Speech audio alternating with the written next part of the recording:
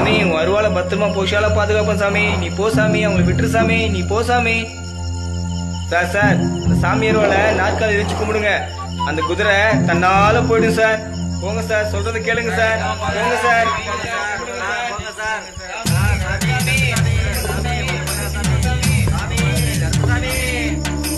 கருப்சாமி, எங்களை காப்பாத்துப்பா. தெரியாம எடுத்துட்டு வந்துட்டோம், எங்களை மன்னிச்சிருப்பா கருப்சாமி. இனிமே இது மாதிரி தப்பெல்லாம் பண்ண மாட்டோம்பா, எங்களை விட்டுருப்பா.